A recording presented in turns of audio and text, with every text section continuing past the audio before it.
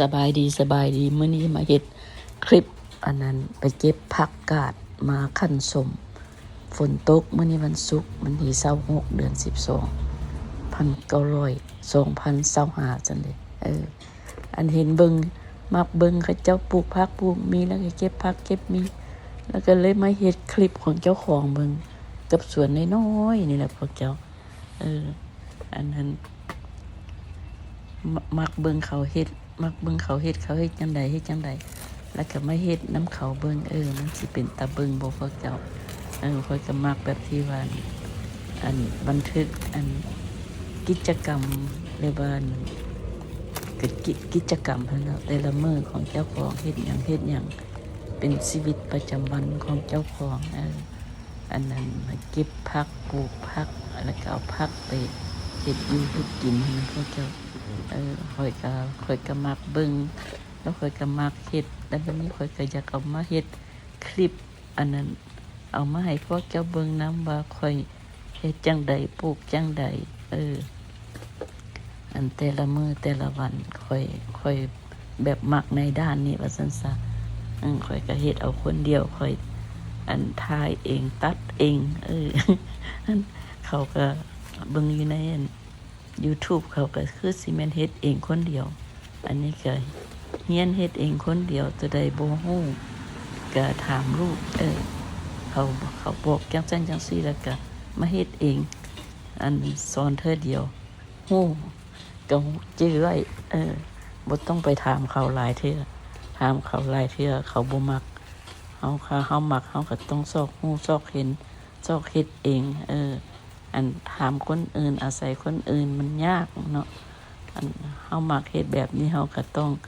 ฮู้เรียนวิธีของเฮาเองอันเรื่องคอมพิวเตอร์เรื่องมือถือเรื่องตัดเรื่องตัดโตมีหยังนี่นะข้อยอันนั้นข้อยมักแบบนี้แหละพวกเจ้าข้อยมักแต่ละมื้อข้อยก็เฮ็ดอยู่เฮ็ดกินปลูกผักปลูกมี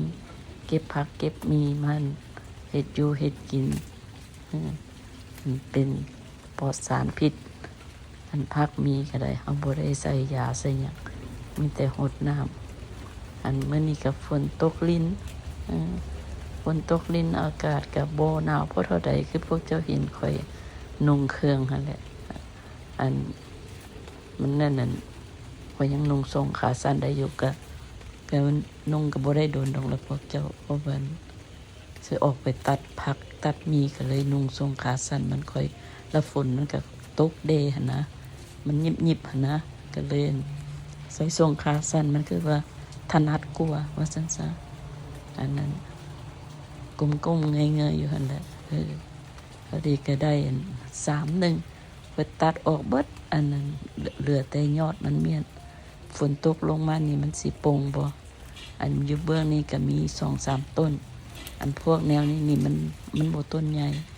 อันมันหักคมแท้ๆนะอันนี้เป็นหึ่นแท้ๆนี่อันนี้มันบ่ผักกาดใหญ่ให้มันยังบ่หึ่นมันยังบ่หึ่นหลายข้อยก็เห็นมันมีต้นนึงอยู่หั่นข้อยก็เลยปล่อยไว้หั่นอันข้อยคือเคยเอาไปบ่งแม่นั่นแหละก็จังซี่แหละบ้านข้อยเห็นบ่ฝนตกลิ้น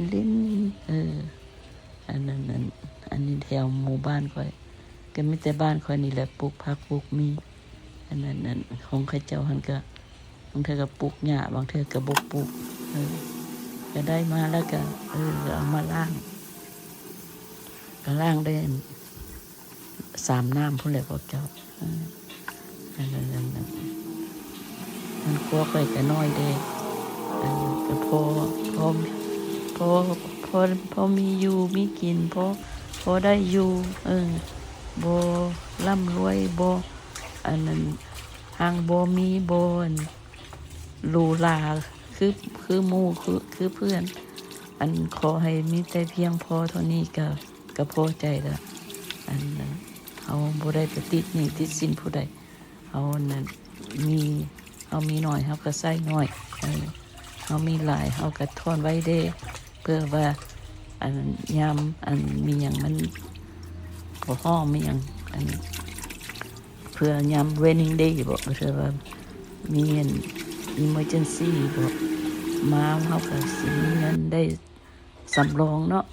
ถ้ามันเฮามีหลายได้หลายจ่ายหลายบัดยามเฮา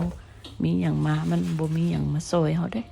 เฮาต้องได้ซอยตัวเองเนาะพวกเจ้าอันนี้ข่อยก็ล้างเรียบร้อยแล้วข่อยก็เอามาเอือบจ้ะ มามาเอาเกลือห้อยเอาเกลือห้อยไว้ให้มันประมาณชั่วโมงนึงบ่ประมาณมันยุบหั่นแหละประมาณมันยุบแล้วค่อยๆมาคั่นมันค่อยๆมันปาดมันผักกาดใหญ่นี่มันก็บ่ใหญ่พอมันเกิน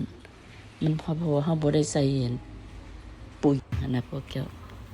เอาใส่แต่น้ำละครับปุ๋ยก็มีแต่ปุ๋ยขี้งูปุ๋ยคอกบ่ว่าน้องอันนั้นก็จะมันยุบแล้วเราก็จะเอามาซอยเพื่อว่าให้มันเส้นน้อยเนาะมันใหญ่หลายมันก็กินยาก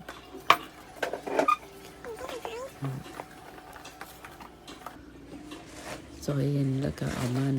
มานวดอะไรแบบนี้แล้วก็มาคั่นมานวดมันเป็นส้มผักกาดนะเนาะพ่อเจ้าอันนี้ก็ไม่นั่นวิธีค่อยเฮ็ดว่าซั่นซะบ่ค่ะมันบ่มีแดดเฮาก็มีแต่เอาเกลือมาห้อยให้มันยุบลงถ้ามีแดดบางคนเขาจะก็ไปตากแดดแต่ว่าค่อยเสียเวลาแดดมีค่อยก็บ่เอาไปตาก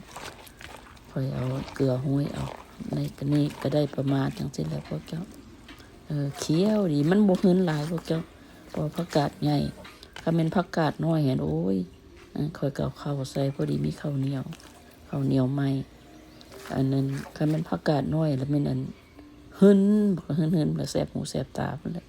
อันนี้มันผักกาดใหญ่มันก็เลยได้ประมาณนี้มื้ออื่นมื้อฮื้อนี่ก็กินได้แล้วนี่นะบางคน